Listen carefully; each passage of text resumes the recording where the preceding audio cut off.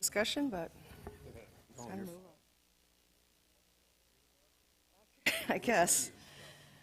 I'd like to call this meeting of the Legal and Finance Committee together for the City of Rapid City on February 16th at 12:30 p.m.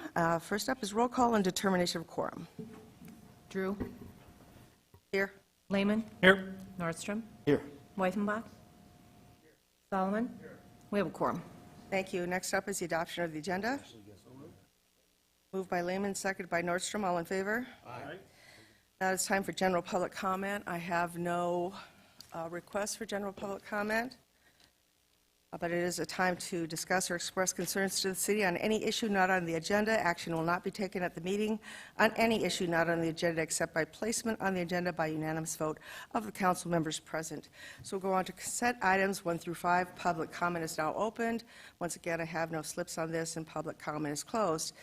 Now it's time for the committee to remove any items from consent that they'd like for further discussion.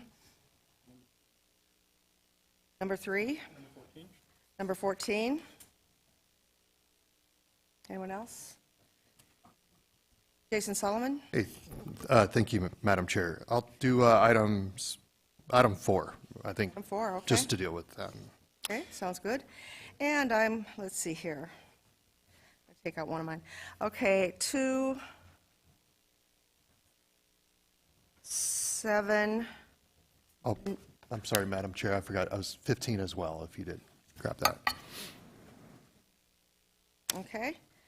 2, 7, 9, 10, 11.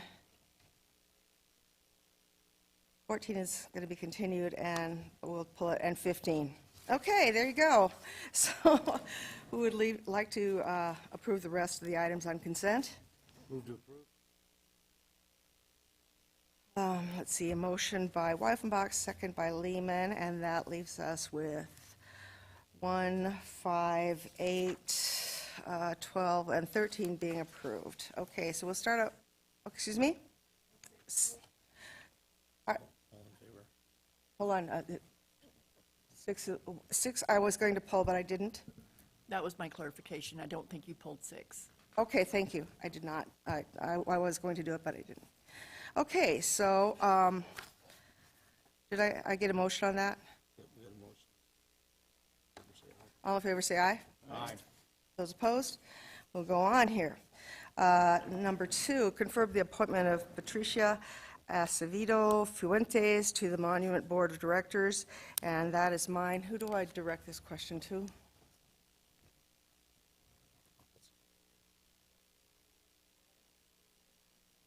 Just does anyone know, is she replacing Brad Estes? No one knows? Okay. All right, well, maybe I'll bring that up on Monday then. So let's see here. Motion to approve by Lehman, second by Solomon. Sorry. All in favor? Aye. Aye. Go on to 3, the adoption of the updated non-union guide and employee handbook. This is continued from 1/12/2022 and 2/2/2022 for the legal and finance meetings. Jason Solomon? No, I didn't hit you.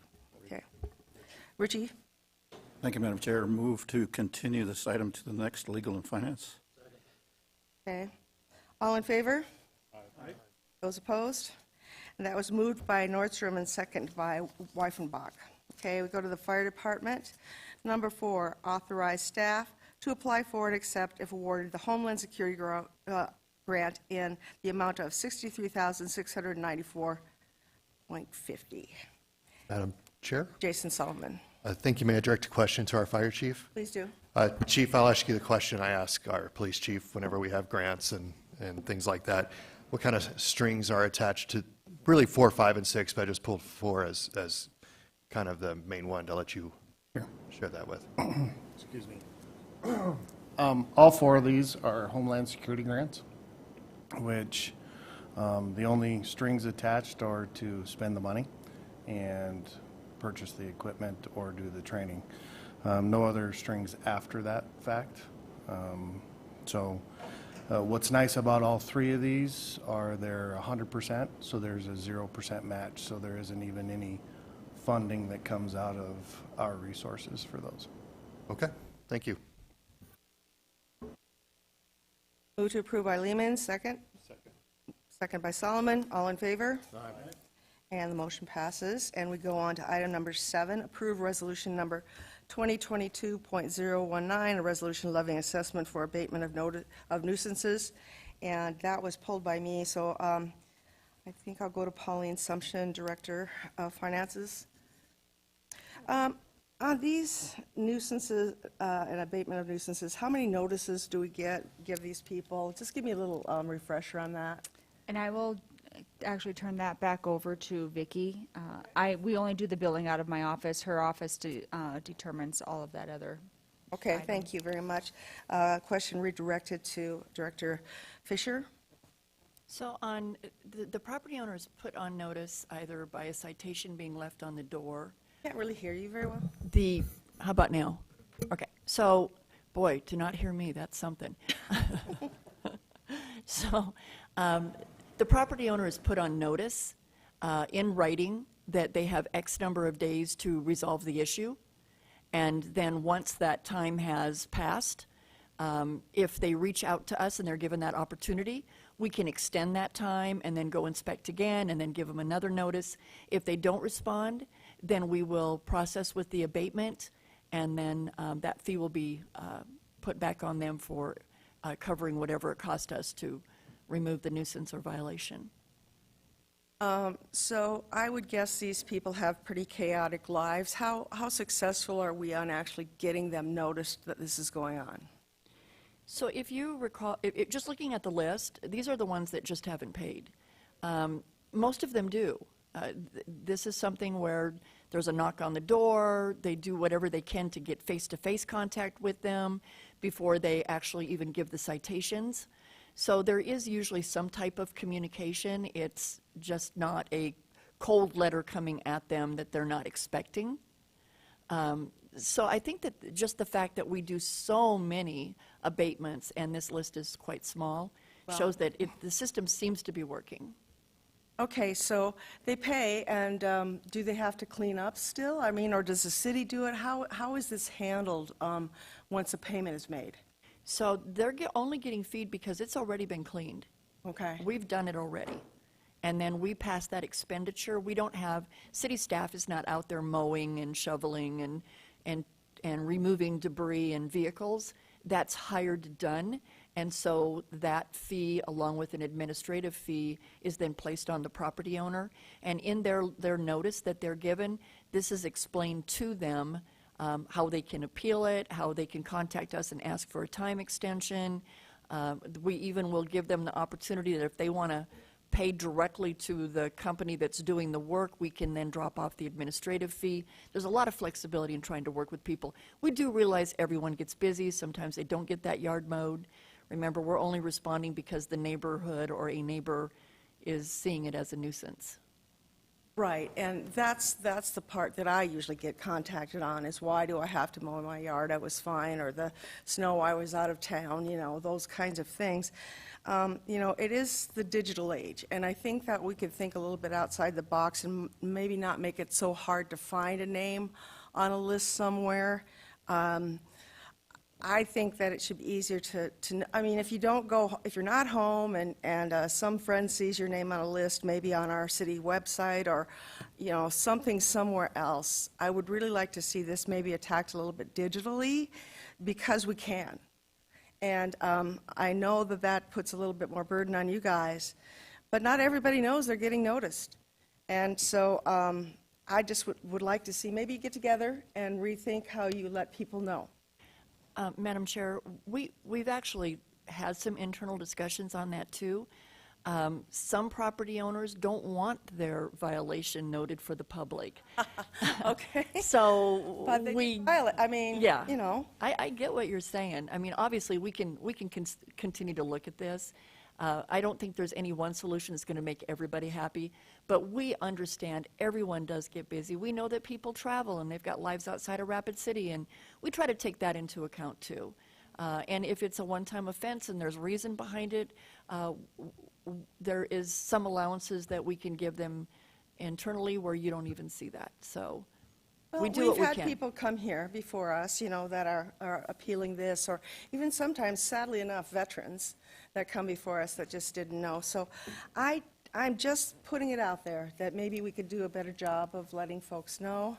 And I see that, I think, Ms. Pauline coming into the discussion.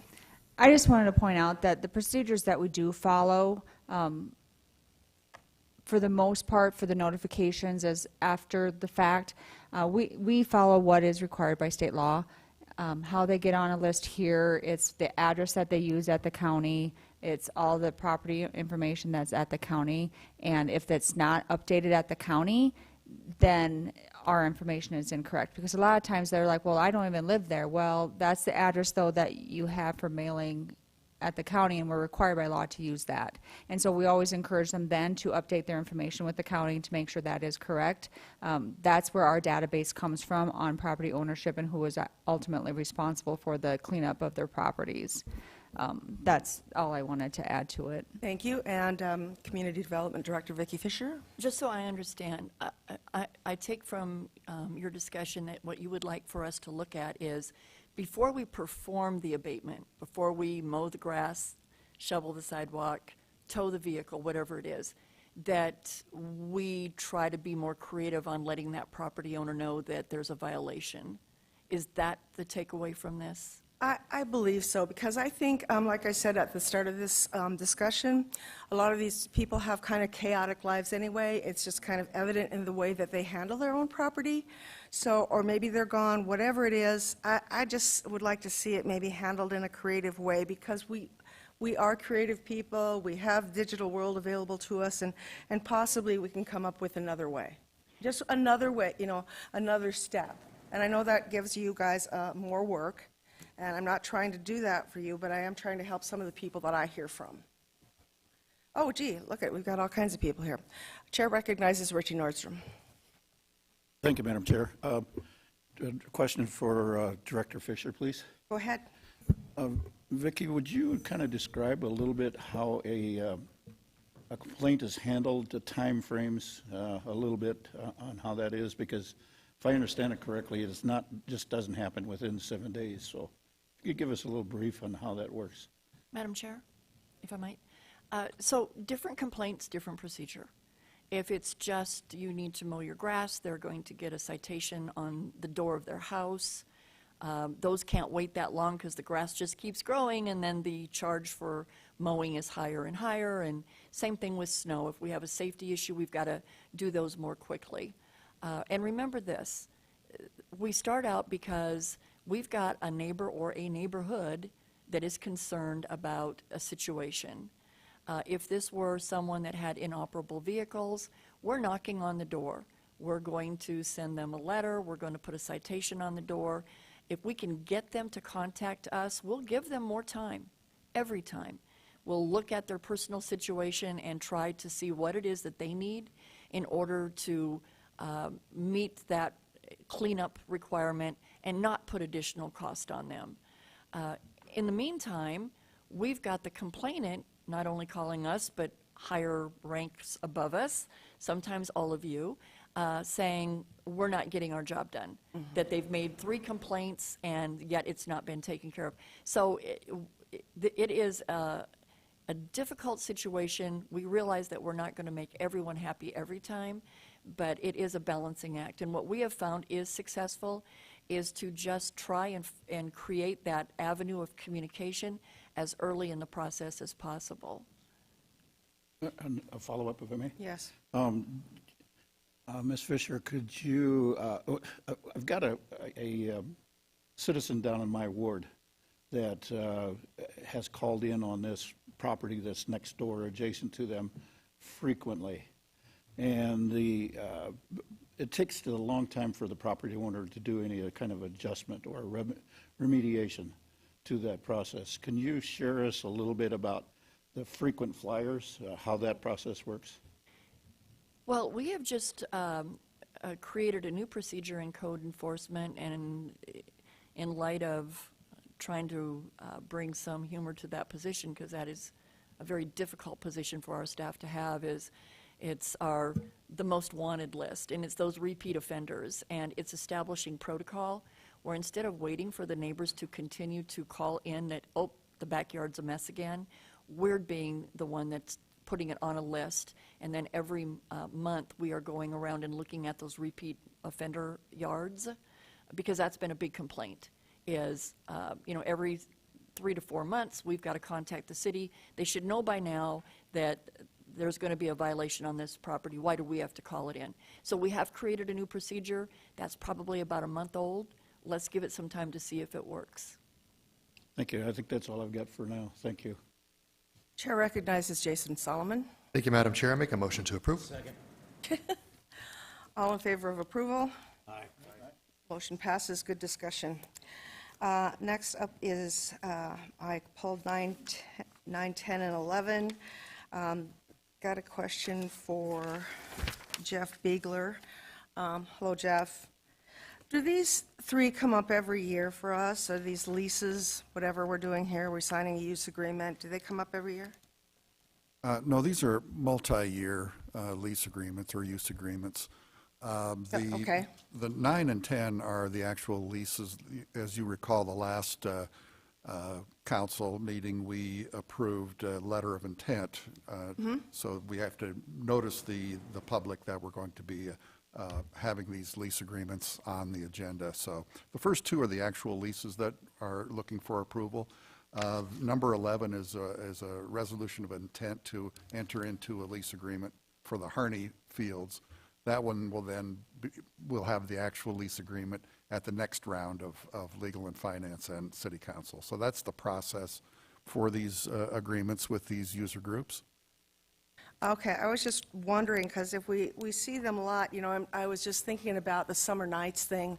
We just kind of approved that for 3 years instead of having them noticed and go through this every year, but it doesn't sound like that's a possibility here because we have to notice the public that these facilities are being rented or leased. Well, but these are multiple year agreements, so that you I'm will sorry see about that. these every 3 or 4 years. I didn't read that, so, okay. And because we have so many different groups leasing so many city properties, it kind of appears that you see them all the time, but we're trying to put a few of them at a time in front of you for approval rather than a whole slew of them, which kind of can get a little lost in the shuffle. So. Well, obviously, I'm already lost, so thank you for that. I will have to go back and read those again, and I will, of course, go with an approval on this. But Chair recognizes Jason Solomon. Thank you, Madam Chair. Make a motion to approve number 9.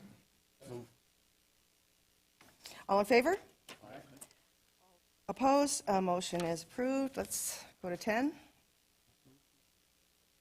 Move to approve by Lehman, second by Weifenbach. All in favor? Aye. 10 is adopted. 11, I need a motion. Motion by Nordstrom, second by Weifenbach. All in favor? Aye. 11 is approved. That takes us on to 14. Approve resolution number 2022-013, a resolution to enter into a lease agreement from City to Security First Bank for 5430 Sheridan Lake Road, and I've got Lance Lehman up. Thank you, Madam Chair. I'd like to make a motion to move this item to the next Legal and Finance Committee meeting. Second. Okay, would we have a date on that meeting, please? I don't have a calendar in front of me. Oh, excuse me, City Attorney? Are you? No, I was just going to make sure we continued it. Okay. You have a date on that, Lance? March 2nd? The March 2nd meeting. Yeah, I kind of like to put a date in there. Okay, continue to March 2nd. Second by Solomon. All in favor? Aye. Okay, we're at 15. Authorize the mayor and finance director to sign the contract for construction of public improvements by private developer for tax increment district number 81 between Park Hill Development and the city of Rapid City. Jason Solomon? Thank you, Madam Chair. May I direct a question to city attorney or assistant city attorney? Okay, please do. Joel, would you rather I talk to Kinsley about this? Okay. Okay. So it's been a couple of years since this was approved, and so I guess, can you, as a refresher, remind us what this is about and maybe why it took 2 years to get to us today on this developer agreement? Okay. So some of this might be for Ms. Hansel as well, but Kinsley Grote from the city attorney's office. So my understanding is that Mr. Marshall had needed some additional time to look through the documents and figure out some additional plans, information about how he wanted to develop the property. So I think that a lot of it was attributable to Mr. Marshall in terms of the delay, but I would note, yeah, it was, the project plan was approved April 15th of 2019, and this is just the standard agreement that follows for TID developments. But Ms. Hansel has further details on the actual project plan and what this one's about. I think just it might be helpful for us and the council and public that might be tuning in, just as a refresher of what this project was. I did read through it, so this is more rhetorical, but thank you for sharing the information. Absolutely. Sarah Hansel with the Planning Projects Division. So this is Tax Increment Financing District number 81, also known as the Park Hill TID. This district is about 16 acres in size, and it's located west of Campbell Street and southeast of East Oakland Street. So this is part of the Park Hill development, which has been ongoing for several decades, but this is a vacant piece that's been left undeveloped for quite some time. So this district was created to help cover some of the extraordinary costs and to promote workforce and affordable housing. And I'll just echo what Kinsley noted, is that it's typical for after a TIF to be approved by the city council. The city staff and the developer will enter into the process of starting the contract negotiations. There was a draft created, provided for review by the developer, and then it stalled for a while. They reached back out and said, okay, we're ready to move this forward. By that time, several staff members had changed in various divisions, and so we all just needed to regroup and refresh ourselves on the project and move forward. Okay. Well, thank you for sharing that information. I yield. Move to approve by Lehman, second by Weifenbach. I have to say, I really appreciated your very clear explanation. Thank you. All in favor? Aye. Those opposed? 15 passes. Second. To adjourn by Solomon, second by Weifenbach. All in favor? Aye. We are adjourned.